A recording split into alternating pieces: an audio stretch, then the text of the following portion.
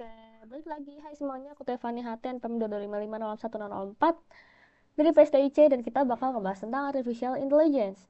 Jadi, sebenarnya tuh tadi udah aku rekam, tapi dianya nggak kerekam. Cakep. Sabar ya. Oke, kita ulang lagi dari awal. Memastikan nih, rekam kan? Iya, rekam. Jadi aku Tevani, NPM sekian dari kelas PSDIC. Oke, jadi pertama-tama apa sih artificial intelligence? Kita cepet aja. Artificial intelligence itu adalah anggapnya suatu ilmu komputer yang dia dibangun untuk membuat suatu mesin menjadi cerdas layaknya manusia. Apa sih yang dimaksud cerdasnya itu bagaimana? Jadi itu tuh ada 4 kategori kecerdasan itu. Jadi kayak think humanly, age humanly, think rationally, dengan age rationally. Ini typo dikit. Jadi apa sih yang dimaksud dengan think humanly? Think humanly itu berarti dia bisa berpikir seperti manusia. Lalu age humanly itu dia bisa berperilaku seperti manusia. Manusia bisa makan, ya seenggaknya si mesin, si robot tuh jadi tahu nih, oh untuk makan itu caranya ngambil sendok, ngambil barangnya dulu gitu. Meskipun mungkin dia nggak bisa mencerna ya, tapi dia tahu cara-caranya itu seperti apa. Lalu dia bisa think rationally.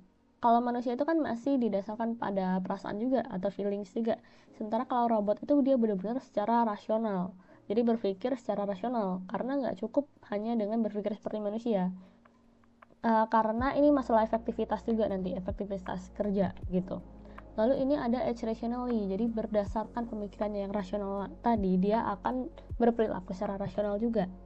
Lalu ada teknik-teknik dasar dalam artificial intelligence. Yang pertama itu ada namanya teknik searching. Teknik searching itu adalah teknik mencari suatu solusi dengan langkah-langkah sistematis untuk mencapai suatu tujuan. Nah, itu ada algoritmanya dibagi lagi menjadi ada blind search, ada heuristic search, sama probabilistic search. Lalu berikutnya dia tuh ada reasoning. Reasoning ini apa? Reasoning itu dia mencari kesimpulan berdasarkan fakta-fakta yang telah ditemukan. Jadi ada dia ada rule based, case based, ada fuzzy learning, sama ada namanya uncertainty. Kalau kita lihat kan di sini ada fuzzy nih, logika fuzzy, logika yang ngambang gitu. Jadi kalau di fuzzy itu kan nanti bakal ada rule-nya, rule pertama, rule kedua, rule ketiga, rule keempat, terus ada himpunan fuzzy-nya lah, ada apa diagramnya gitu. Nanti dia berdasarkan fakta-fakta yang diberikan. Kalau biasanya tuh di soal tuh diberikan nih kondisinya apa dan oleh si pemrogram nanti akan dibuat rule-nya apa. Kalau ini begini maka hasilnya begini, begitu. Itu masuk ke reasoning. Berikutnya itu ada planning. Jadi planning kayak namanya, dia itu akan merencanakan berdasarkan apa yang ada gitu. Nanti ini ada goal stack planning, ada constraint posting. Contohnya kayak penggunaan elevator. Jadi dia nih nge-planning nih, ketika dipencet oleh si A mau ke lantai 5, sementara ada si B yang dari lantai 2 mau ke lantai 4, itu dia nge-planning mana dulu yang harus kebuka pintunya gitu. Lalu berikutnya itu ada learning atau pembelajaran atau disebut juga training gitu. Apa sih learning itu? Jadi learning itu teknik dasar AI yang dia akan mengajarkan sesuatu kepada si mesin sehingga si mesin ini nanti bisa mengenali pola. Dan dia dibedakan menjadi supervised, unsupervised, sama ada namanya reinforcement. Jadi kalau supervised itu dia akan bahasanya diajari oleh guru gitu. Ada gurunya, ada yang ngasih tahu, oh dataset ini nih diberi label sekian, sehingga dataset ini nih adalah ini. Kayak contohnya kalau ini nih, membedakan HP sama tempat kacamata nih sama-sama hitam. Gimana cara bedainnya? Nanti bakal dikasih nih datasetnya yang ngasih tahu labelnya ini adalah HP, labelnya ini adalah tempat kacamata gitu. Dan dia akan terus dilatih hingga bisa membedakan ini sama ini gitu. Lalu berikutnya dia tuh ada namanya unsupervised. Jadi unsupervised itu mengacu ke dia nggak ada label di datasetnya, jadi nggak akan dikasih tahu ini apa itu apa. Tapi unsupervised ini contohnya kayak algoritma YouTube-nya, kan nggak dikasih tahu kan ini algoritma Fanny, ini algoritmanya siapa gitu.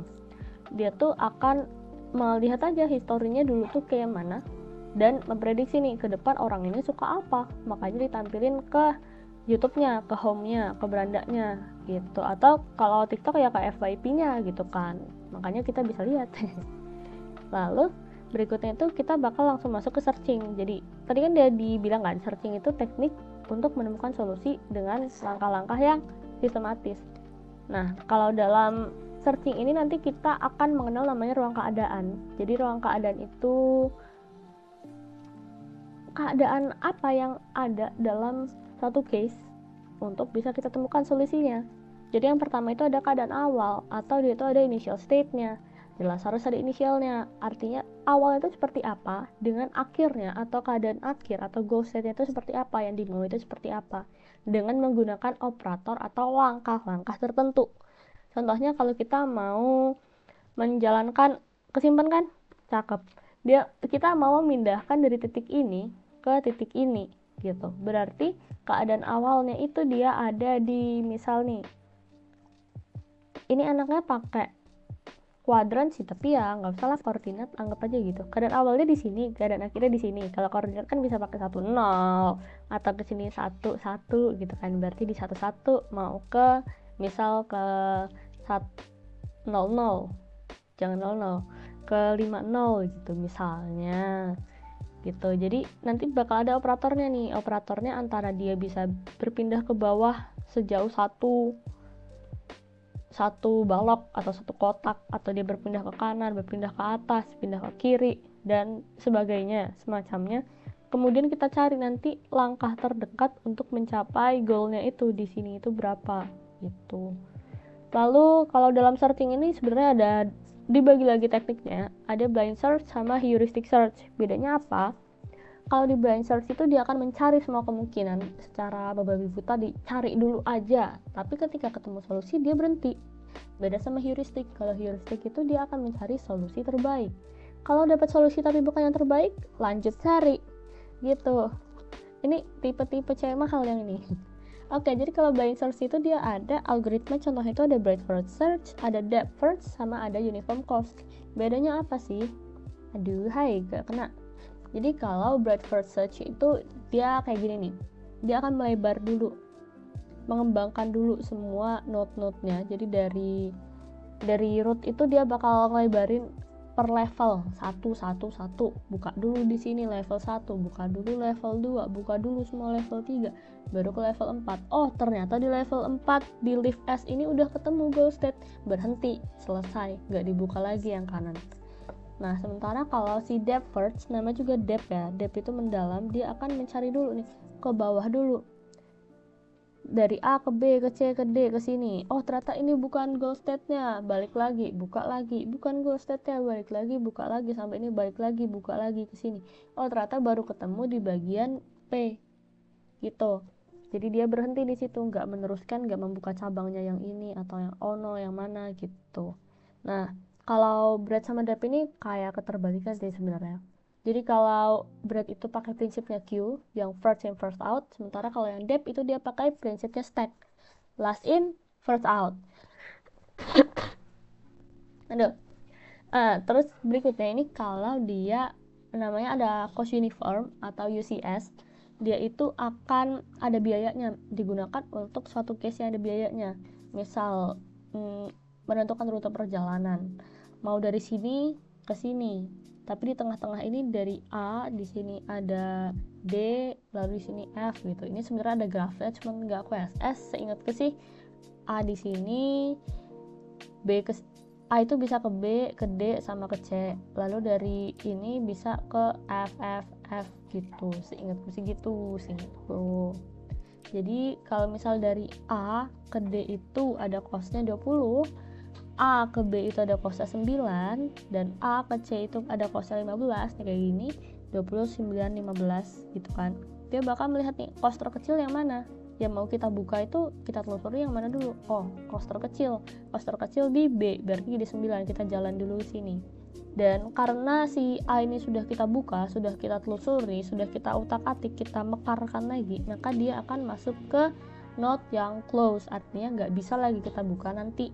Jadi sekali dibuka dia langsung masuk ke close, tidak open lagi. Sementara yang open masih banyak, masih ada B, C, D itu masih open gitu.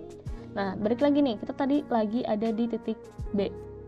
Di B ini kita bisa menuju ke D atau menuju ke E. Oh, ternyata di sini ada E. Kalau ke D itu dia di sini bobotnya itu ada 15 dari. Jadi A ke B itu 9, B ke D itu ada 15. Berarti bobot yang ditulis di sini bukan 15 tapi 24. Dapatnya dari mana? 9 ditambah 15 untuk menuju ke D. Dan kita lihat ke D yang di sini 24, D yang di sini 20. Loh, buat apa? Jadi dihapuslah yang ini, nggak kita masukin sebagai opsi. Jadi kalau dari A ke B itu nggak perlulah ke D karena kejauhan, mending dari A langsung ke D gitu kan. Nah terus dia melihat ternyata dari B ke E itu dia 22 kurang 9 berapa sih? 13 ya. Dari B ke E itu ada 13 dan seterusnya sehingga dia nanti menemukan jalannya menuju ke titik F yang ada di sini gitu. Kita bakal langsung masuk ke teknik dasar learning. Jadi kalau learning tadi kan mesin itu akan belajar dari data untuk mendapatkan pola dan pengetahuan. Jadi bakal ada datasetnya. Datasetnya itu pun akan dibagi menjadi training dataset dan menjadi testing dataset. Training dataset itu apa? Ya kayak namanya training. Dataset yang digunakan untuk melakukan training. Sementara kalau testing itu dataset yang digunakan untuk melakukan pengujian. Jadi training dataset itu nanti bakal dimasukin ke algoritma learningnya. Di sini algoritmanya macam-macam ya. Bisa dia pakai decision tree, atau mungkin dia mau pakai random forest, naive Bayes, atau dia pakai JST gitu. Bisa aja sebenarnya bisa. Terus nanti dari situ akan dikeluarkan modelnya. Jadi kalau decision tree ya berarti nanti ada pemodelan decision tree-nya. Biasanya pakai model fit dengan explain-nya apa gitu. Kan udah dideklar nih datasetnya tadinya tuh apa gitu. Dan nanti ini akan diberikan testing data. Jadi setelah di training dengan training data, setelah dilatih dengan data set yang sudah diberi label, kalau ini berarti HP, kalau begini berarti tempat kacamata, itu dia bakal dikasih lagi data set yang berisi sama sih, ini HP dan ini kacamata, tapi nanti bakal dilihat nih, apakah prediksi si pemodelan ini sama dengan testing data di bagian labelnya. Jadi nanti labelnya itu nggak ikut dimasukkan ke dalam pemodelan, hanya di bagian fiturnya aja. Fiturnya dimasukkan ke sini, dilihat apakah dia akuratnya berapa persen, sebesar apa keakuratannya gitu. Lalu kemudian dia akan mengeluarkan outputnya gitu. Oke, jadi kalau learning ini ada banyak kerekam. Jadi kalau learning ini ada banyak, ada neural network, ada geometri, ada probabilistik, ada logika. Jadi kalau neural network itu apa sih? Neural network, neural, saraf, network, jaringan. Jadi jaringan saraf yang sebenarnya cikal bakal itu terinspirasi dari jaringan saraf pada manusia. Jadi ada banyak, ada ANN, artificial neural network, ada CNN, ada RNN. Sementara kalau kita lihat lagi di geometri nih, geometri ada KNN. Kok nggak masuk neural network? Karena KNN ini kayak nearest neighbor, bukan kayak neural network. Oke.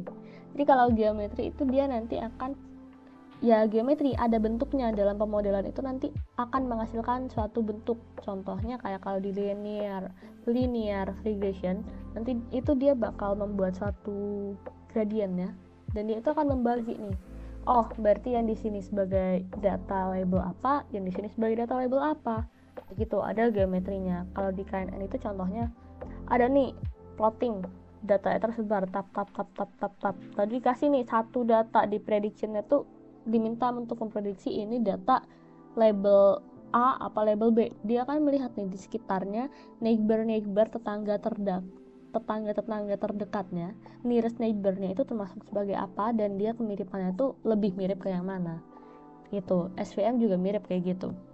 Lalu untuk probabilistik, jadi kalau di teknik probabilistik dia itu akan menggunakan peluang, namanya juga probabilistik, ada peluangnya. Jadi dia akan memprediksi peluang suatu data itu menyerupai label A itu berapa persen, terus yang label B itu berapa persen. Kalau ini kayak gini, di datasetnya begini, nanti dia akan melihat nih, oh dikasih satu lagi benda apa gitu, benda ketiga di sini yang mau diprediksi, dia itu mirip sebagai HP itu berapa persen, mirip sebagai tempat kacamata itu berapa persen gitu. Lalu nanti dilihat ya yang persennya paling besar lah menentukan dia itu sebagai apa. Lalu ini ada logical itu contohnya ada decision tree sama random forest, itu kayak yang udah dibahas tadi, decision tree semua. Sementara kalau random forest itu ada beberapa decision tree gitu. Lalu kan learning tadi ada supervised sama unsupervised kan. Jadi kalau supervised itu bisa dipakai untuk classification sama regression. Namanya contohnya kalau classification itu dia bisa melihat email itu spam apa bukan. Terus dia bisa face recognition nih, di laptop ini bisa.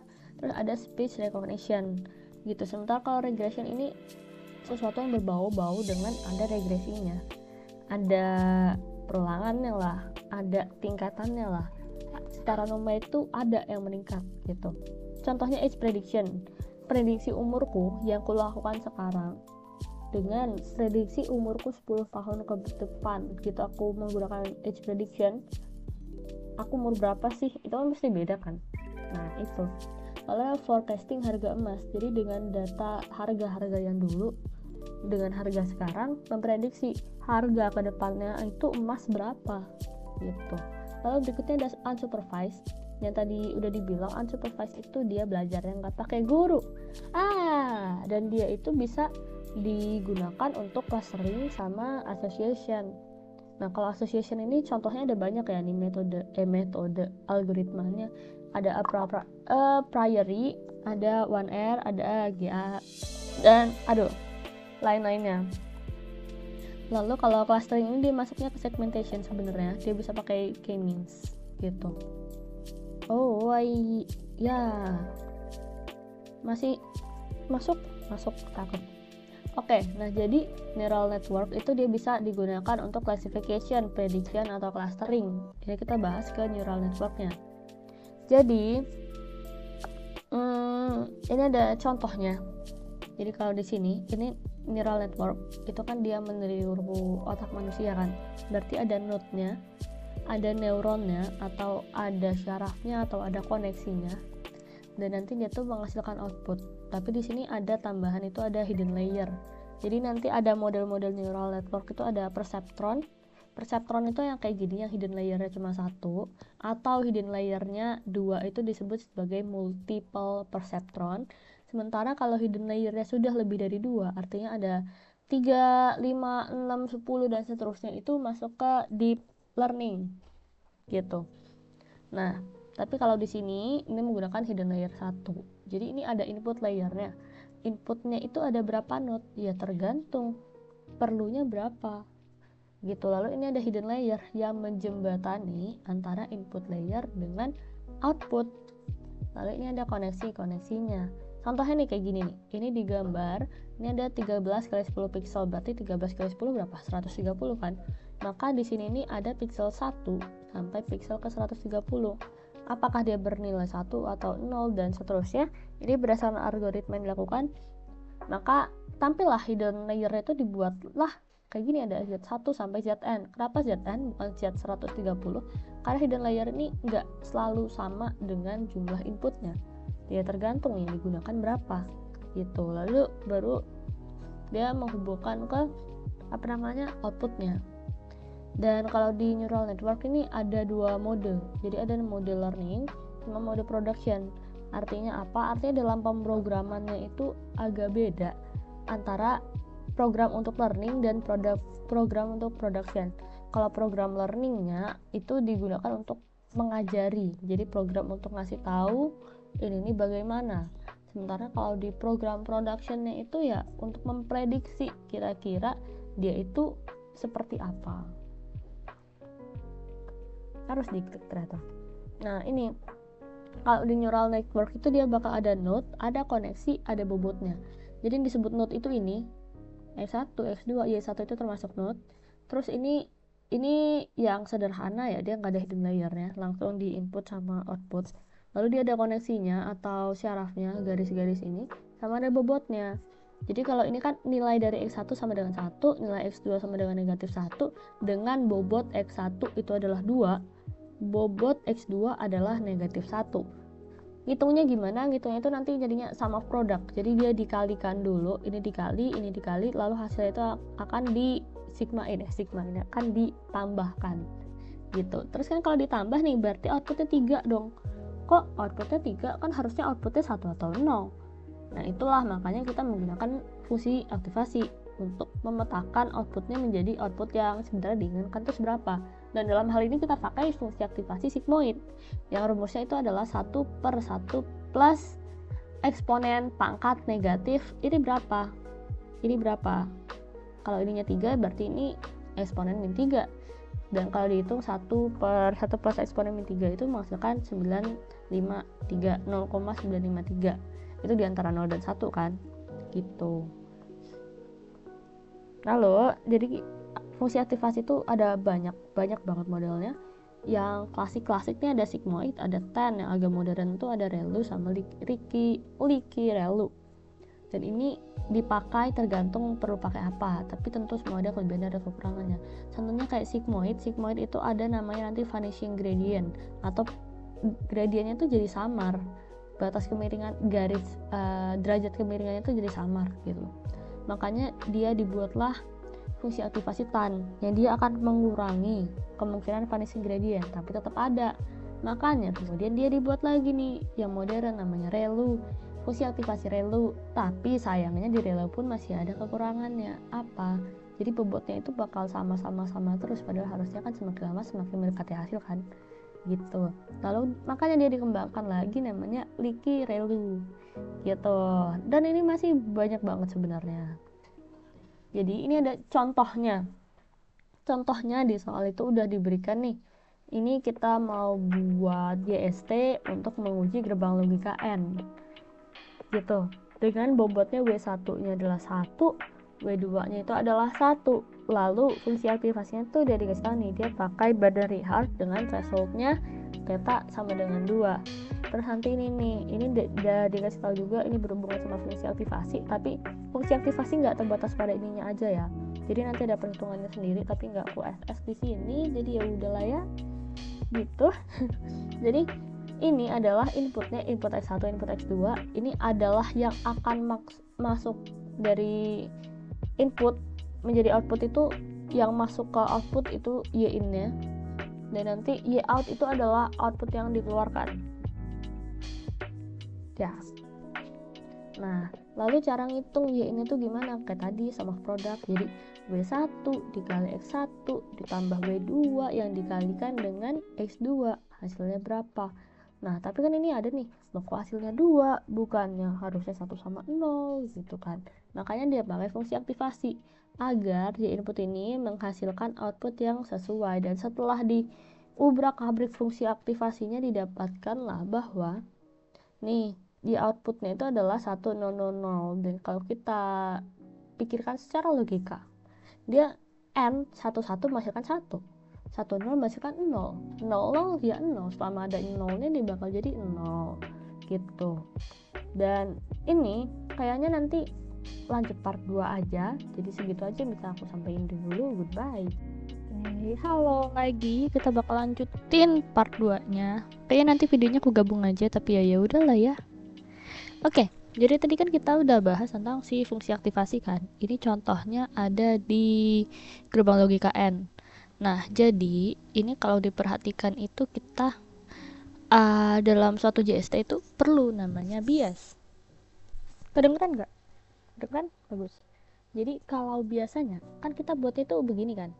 Ini yang simple nih, perseptron single gitu, dari input ke output langsung. Dan ini nanti menghasilkan input ke Y-nya itu langsung W1 kali X1, bobotnya dikali nilai X-nya gitu. Sementara sebenarnya kan kalau fungsi si non linear itu kan kayak Y sama dengan MX plus C. Gimana cara kita memasukkan si C-nya biar dia nggak hanya bersumbu pada sumbu nolnya doang. Jadi kalau ada nggak sih, ini bisa coret-coret nggak sih, gambar. Nah jadi kalau misalnya ada ini begini nih, jelek ya udahlah ya, anggap aja ini lurus. Nah jadi ketika ada gradiennya itu yang ini bakal selalu begini, ganti warna nih. Misalkan gradien pertama gini, ini lewat 00 ya harusnya, anggap aja ini begini. Terus nanti ada ininya begini, tapi dia akan selalu lewat di 00. Sementara kalau kita tahu gradiennya kan nggak selalu hanya di situ. Artinya dia itu bisa ada di sini, bisa mungkin gradiennya begini, atau dia begini gitu. Pokoknya nggak selalu ada di titik 00. Dan itu makanya dia y-nya mx plus c gitu kan. Nah, makanya kita perlu yang namanya si bias. Tutup aja. Nah, jadi bias itu dia dimasukin kecuali di node input. Jadi dia di hidden layer bakal dimasukin bias, dan nilai bias itu tetap biasanya 1 dengan bobot bias ini yang berubah, tapi biasanya diinisialisasikan tuh antara 0 atau 1 gitu. Makanya dimasukin ke semua node layer, semua layer kecuali layer input begitu. Nah, ini ada contohnya.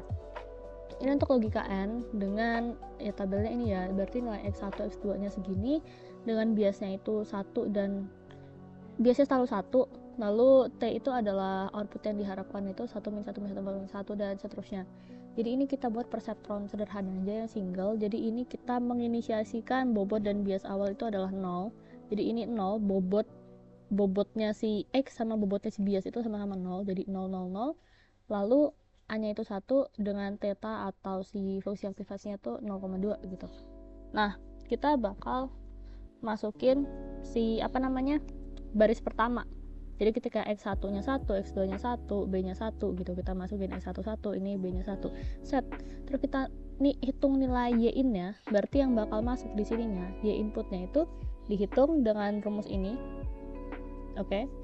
Lalu dia bakal dihitung dapatnya 0. Lalu kita hitung nilai Y out nya 0. Nah, terus kalau kita lihat nilai Y nya ini kan 0. Di sini ini 0. Itu nggak sama dengan T nya, padahal harusnya T nya 1. Sehingga kita hitung lagi nih bobotnya, kita hitung ulang per bobot-bobotannya itu, dan didapatkan bobot untuk biasnya itu 1, bobot W1 W2 nya itu 1. Kan tadinya bobotnya itu 0 semua kan, jadi kita ubah jadi 111, dan ini kita masukin ke si input keduanya. Input keduanya itu X1 nya 1, X2 nya 0, dan B nya 1, 1, 0, 1. Kita lakukan hal yang sama, dan karena Y out nya ini masih tidak sama dengan T, di sini harusnya min 1, di sini 1, maka kita ubah lagi bobotnya, dan didapatkan di sini bobotnya jadi 0, 0, dan 1. Berarti nanti ini kita ubah nih jadi 0, 0, dan 1. Lalu kita masukin baris ketiga. Begitu. Setelah dikalkulasi, oh ternyata masih nggak cocok nih, padahal Y-nya harusnya min 1, Y-nya keluarnya 1 di sini, sehingga kita ubah lagi bobotnya, dia jadi min 1, 0, 0. Begitu. Lalu ini aku salah, ini harusnya ini min 1, 0, 0. Salah masukin gambar, tapi ya ini harusnya min 1, 0, 0. Oke. Lalu kita masukin yang keempat nih, ketika dianya 0, 0, 1, ininya 0, Y2, X2 nya juga 0, dengan B nya itu 1. Lalu kita hitung ketika kondisi itu, langsung kita ganti aja lah. Ini tadi harusnya berapa? 0, ini 0, ini 1, benar, ini min 1, ini 0, ini 0, ya kan? Lalu kita hitung aja nih, ketika dihitung ya inputnya masuknya segini, min 1, dan keluarnya itu juga sama-sama Y1. Dan karena ini udah sesuai ya, maka kita udah nggak lagi menghitung ulang bobotnya, jadi kita langsung aja. Dan karena ini juga udah dilakukan 4-4-nya, artinya semua baris dalam datasetnya itu udah tuh kita hitung semuanya, maka berakhirlah si epoch 1. Nah, tapi kalau kita lihat tadi kan bobotnya itu berubah-ubah ya, bobotnya itu masih berubah, yang tadinya beginilah, begitulah, berubah lagi jadi apa. Nah, maka kita perlu melakukan iterasi berikutnya, atau namanya epoch 2, sehingga kita dapatkan begini. Ketika epoch 1 dari weight 1 ke weight 2 nya nih masih berubah kan, ada yang berubah nih, ini berubah gitu, ini juga masih sama, ini berubah, ini berubah, ini berubah.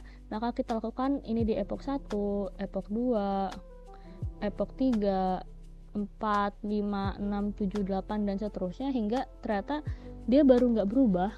Kita lihat nih, sama kan, set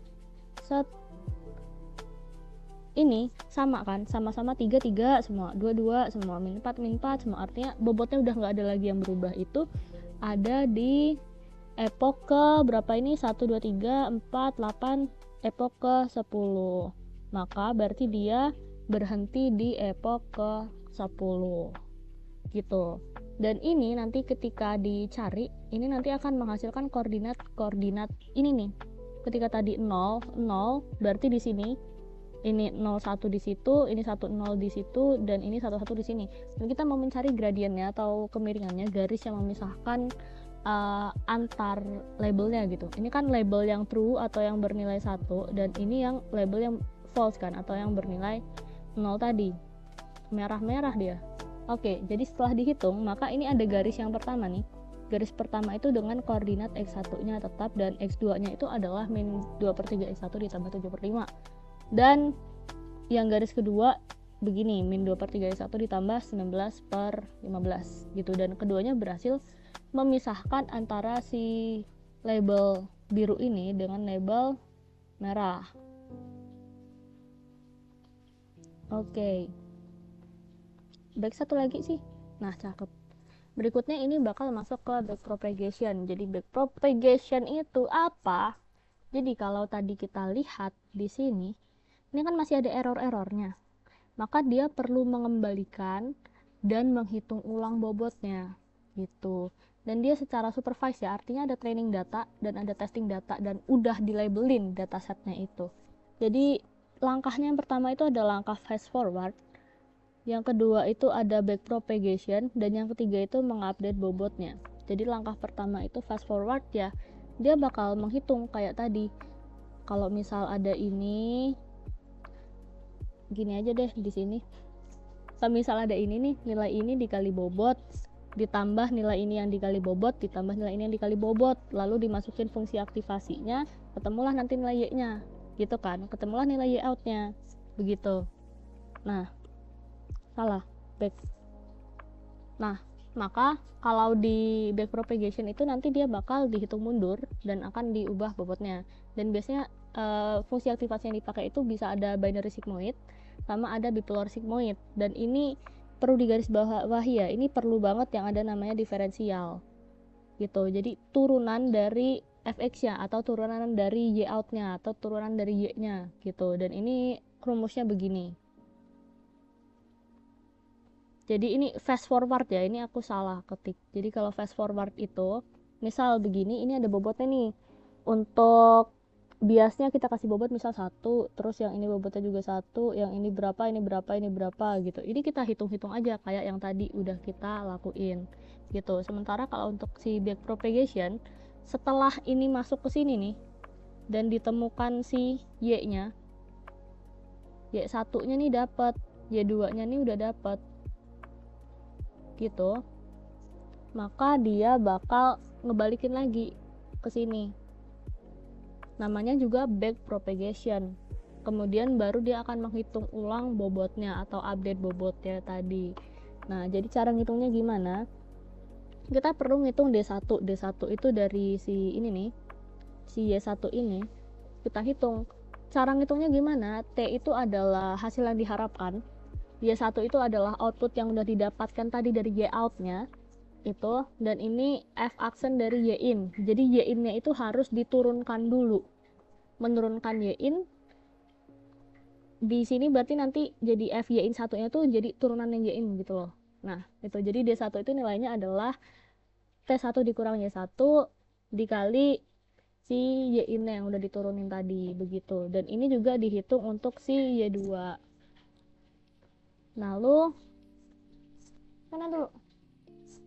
Lalu berikutnya kita akan menghitung bobot. Jadi bobot-bobot dari koneksinya tadi, kan bobotnya kita perlu hitung ulang kan? Karena ada error itu makanya kita perlu hitung ulang, maka kita perlu hitung nih bobotnya. Bobot itu yang mana sih? Nanti akan terletak di garis-garis warna kuning ini.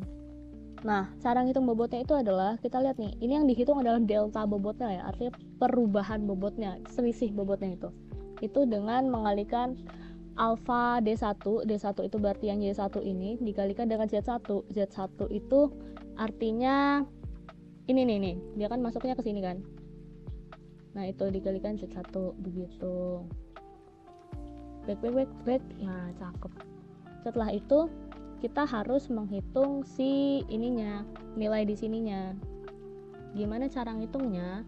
itu dengan D-1 ini sama dengan si D1 yang tadi udah kita hitung di sini. Nilai ini dikalikan dengan bobotnya, tapi arahnya kebalik menuju ke sini gitu. Kalau tadi yang fast forward itu kan dari sini dikali ini menghasilkan ini kan, ini kebalik, jadi ini dikali ini menghasilkan ini, ditambah ini dikali ini menghasilkan ini gitu. Berikutnya kita akan menghitung, ini ngitung mananya sih, bentar. Iya, setelah hitung ini kan, maka dia harus ngitung ini dan ininya dengan rumus yang tadi juga. Yang tadi udah aku bilang ada f-aksennya, jadi ada diferensialnya itu juga dipakai nih untuk menghitung itu. Kemudian ini nih, setelah ngitung ininya, sekarang kita mau hitung bobotnya yang ada di sini. Bobot di situ ngitungnya gimana? Sama aja, delta WI itu sama dengan ini, alfa dikali D1 dikali X1 nya. Lalu setelah itu kita baru melakukan pengupdatean bobot. Jadi gimana cara kita menentukan bobot barunya? Itu dengan bobot lama ditambah hasil perhitungan bobot barunya ini. Berarti kalau kita mau ngitung bobot yang di sini, maka bobot lama yang ada di sini itu ditambah dengan delta WI yang di sini. Sementara kalau mau ngitung yang ini, berarti bobot lama yang ada di sini dikalikan dengan delta WI yang ada di atas ini. Gitu. Nah, berikutnya itu ada namanya kondisi fit. Masukkan, cakep. Nah, di kondisi fit ini nih ada namanya, nanti bakal dikenal overfitting. Jadi kalau misal nih, kan kita training itu menghasilkan nilai bobot sesuai data latihnya. Tapi kalau dia terlalu banyak, entah antara kita ngeset error rate-nya itu terlalu kecil atau si epochnya itu terlalu banyak kita masukin, maka dia akan terjadi overfitting. Jadi kalau kita lihat nih, ini underfitting, kita cuma ngasih garis satu dan dia nggak bisa kan memisahkan antara yang bulat sama bintang. Terus ini yang fit normal nih, ini yang seharusnya terjadi itu seperti ini, itu dia bisa memisahkan walau masih ada errornya. Sementara si overfitting ini dia benar-benar misahin secara spesifik, dan ini nggak disarankan, dan ini nih nggak baik karena akurasinya jadi tidak baik gitu. Nah, untuk menghindari overfitting kita bisa melakukan cara-cara ini. Caranya apa? Menambahkan data latih, menggunakan arsitektur yang nggak terlalu kompleks, jadi menyederhanakan, lalu menggunakan error maksimal yang juga nggak terlalu rendah, jadi errornya tuh nggak kecil-kecil banget gitu sehingga nggak terjadi overfitting. Lalu juga dia membatasi jumlah epoch dan dia mengurangi dimensi datanya atau fiturnya itu dikurangi. Berarti di bagian sini ini fitur-fitur ini bisa jadi dikurangi gitu. Kemudian nanti bakal dikenal namanya gradient descent. Gradient descent itu algoritma untuk meminimalkan error secara terarah. Karena kalau dalam proses pelatihan atau training itu kan dia mencari nilai bobot optimal dan meminimalkan error, loss, bla bla bla bla bla gitu. Nah, ini bisa dilakukan dengan brute force. Artinya apa? Dia membabi buta, langsung cek. Tapi sayangnya pelatihannya jadi tidak terarah, dia jadi yang penting masuk aja gitu. Sementara yang kita perlukan itu gradient descent yang terarah. Begitu. Nah, gradient, scope, atau kemiringan itu digunakan untuk menurunkan error secara bertahap berdasarkan learning rate-nya. Nanti ada learning rate-nya. Lalu gradient fungsinya itu kita bisa tahu ini kemiringannya itu dari diferensial tadi, makanya kita perlu ada f-aksennya tadi. Dan untuk melakukan update bobot ini bisa dilakukan dengan batch gradient descent, bisa dengan mini batch gradient descent, sama stochastic gradient descent. Artinya kalau yang batch gradient descent itu setelah semuanya itu dilatih, pokoknya semuanya udah diproses, baru dia mencari gradiennya. Sementara kalau mini batch itu dia setiap beberapa nih, dalam misal kelompok A udah masuk, dia dicari gradiennya, kelompok B udah masuk, baru dicari gitu. Sementara kalau stochastic itu langsung, jadi datanya masuk langsung dicari gradiennya. Lalu berikutnya ini ada label encoding. Jadi kan kita kayak mikir kan, ini labelnya harus dikasih berapa gitu, harus dibuat berapa banyak labelnya. Dan ini ada caranya. Yang pertama itu dengan cara biner, dan yang kedua itu dengan cara one hot. Jadi kalau cara biner itu contohnya kita punya 4 kelas kan. Cara binernya itu kita nggak harus ngikutin 4 banget nih. Misal nih, ini kan 00, 01, 10, 11 ini pakai biner kan. Lalu kalau ini ada 5, 1, 2, 3, 4, 5, ini begini kan.